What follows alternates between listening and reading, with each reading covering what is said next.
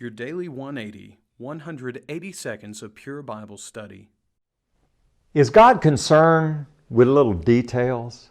Oftentimes people have the attitude, God's not concerned about petty details. Well, we need to be careful. We should trust in the grace and the mercy of God, but we should also trust that when God tells us something, He means it.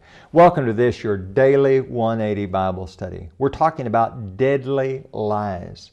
And one of the most deadly lies that is prominent today is the idea God's not concerned with petty details, petty doctrines. Well, first of all, who decides what's a petty detail or a petty doctrine?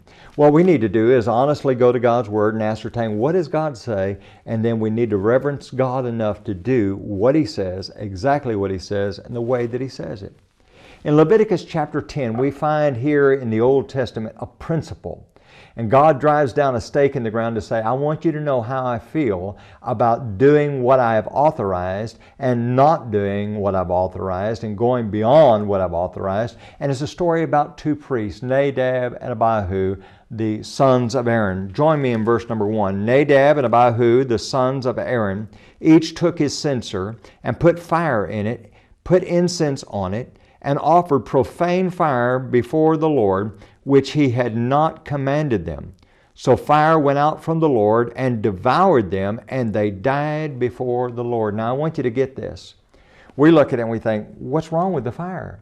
It's profane fire. It's not fire that God had commanded. It is not authorized by God.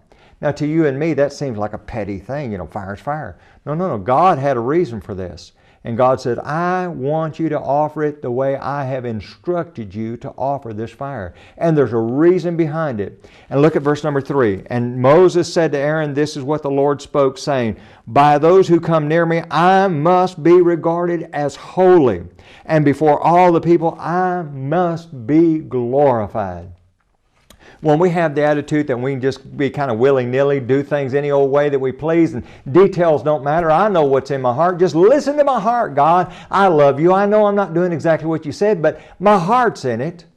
Listen, folks, to believe that is to believe a lie that will cost you your soul. Yes, your heart must be in it. Yes, your intentions must be right. But if your heart's in it and your intentions are right, you want to do what God has authorized, nothing more and certainly nothing less. Join us again tomorrow for your Daily 180 Bible study.